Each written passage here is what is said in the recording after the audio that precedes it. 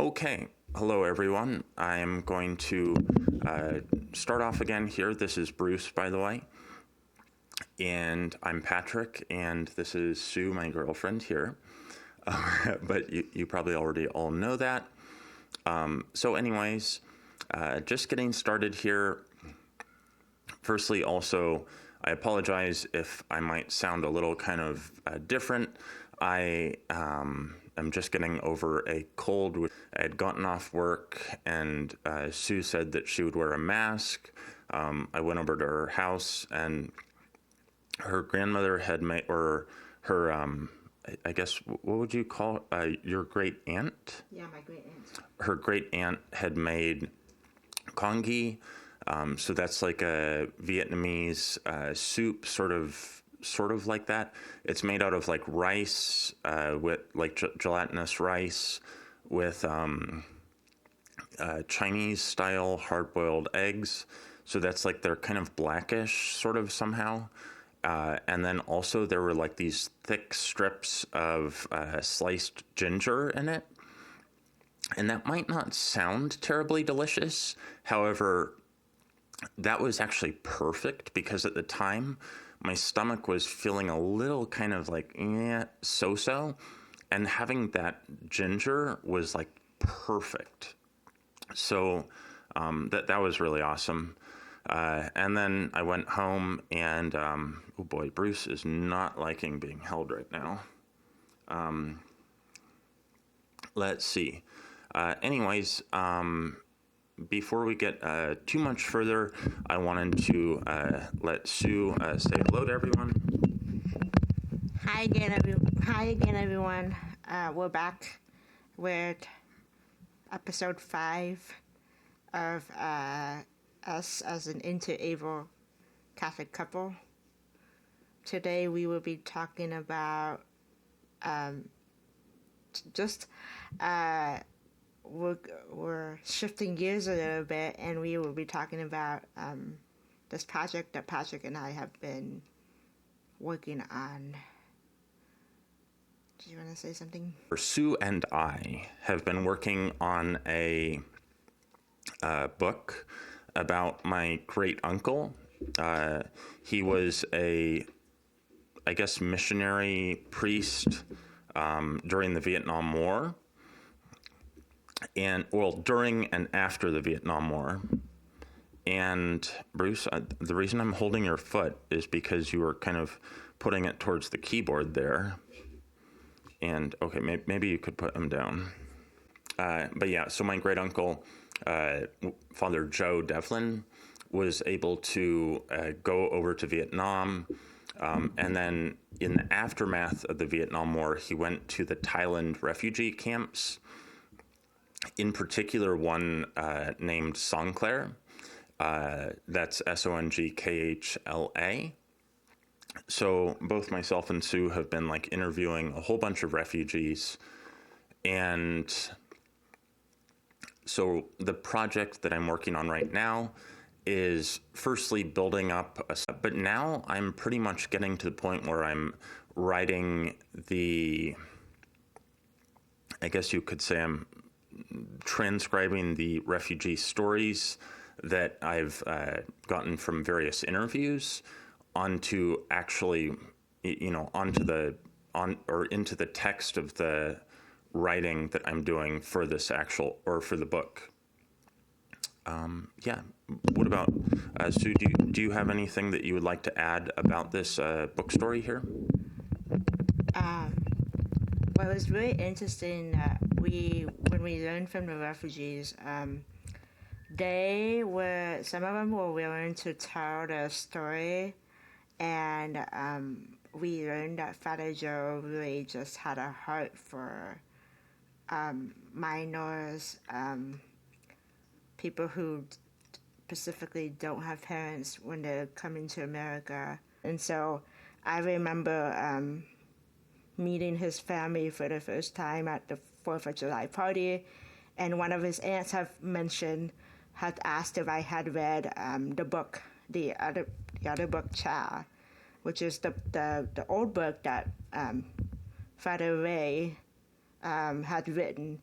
And so she asked me one question. She was like, "Oh, have any of your family members been helped by Father Joe?" And I remember turning to Patrick and I was like, "Oh, so that's what you mean about Father Joe? It's like how he helped the Vietnamese refugees." So I went home and I thought about it, and then I remember I talked to I did some research and I was like, "Wow!" Like, besides the book Chad, there was a couple of articles written about Father Joe, but there wasn't really anything mentioned about the refugees or the story behind what Father Joe did was, I would say, extraordinary.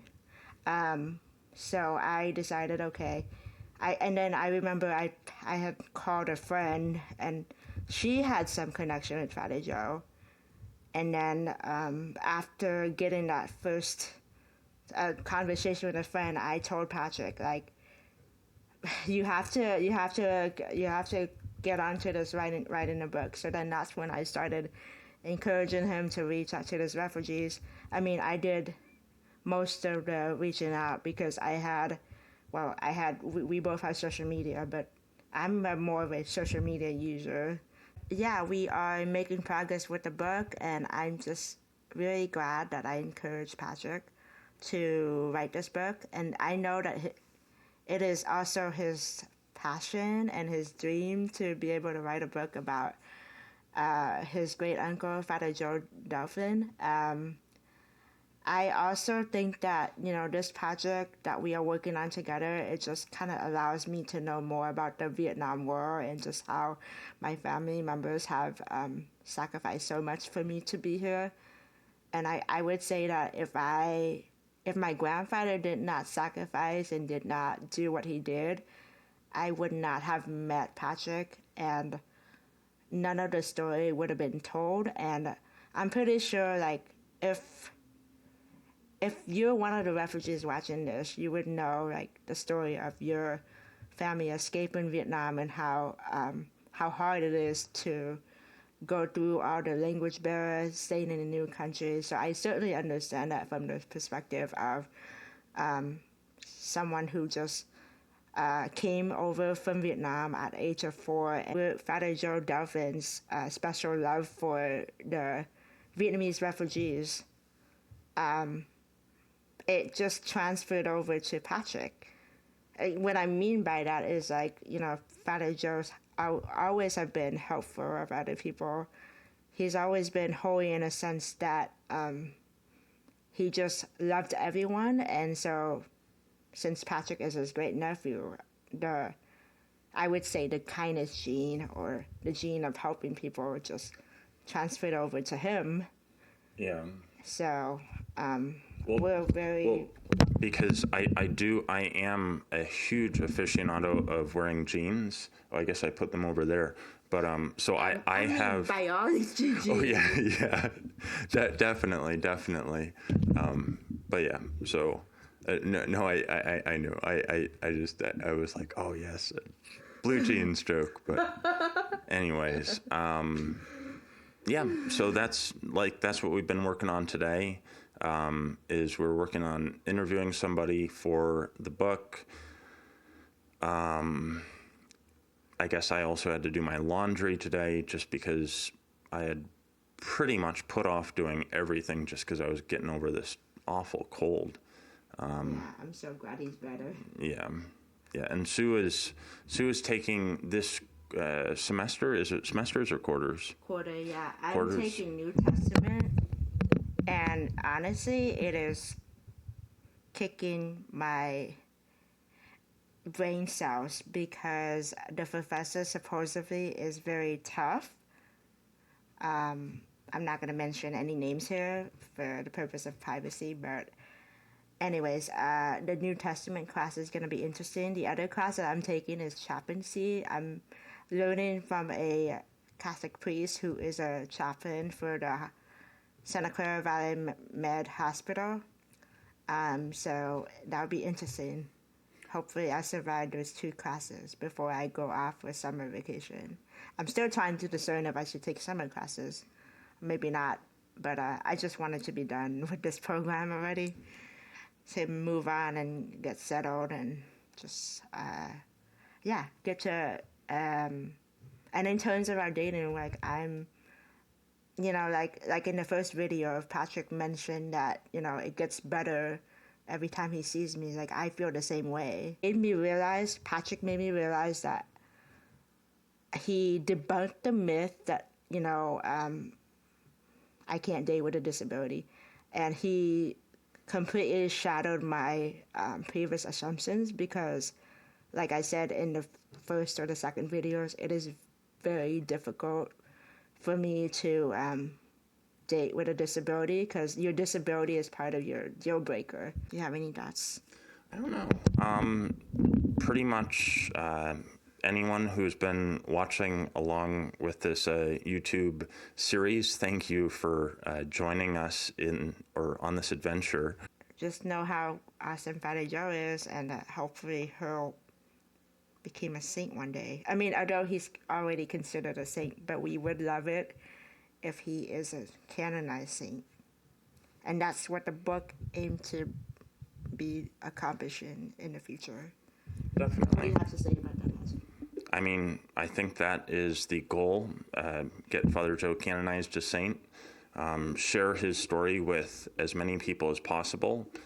And yeah, I mean, I think it's kind of getting close to wrapping up this video here. I just wanted to thank everyone again. I guess I will see everyone in the next video. Any parting words here, Sue? Yeah, toodles. We love you guys.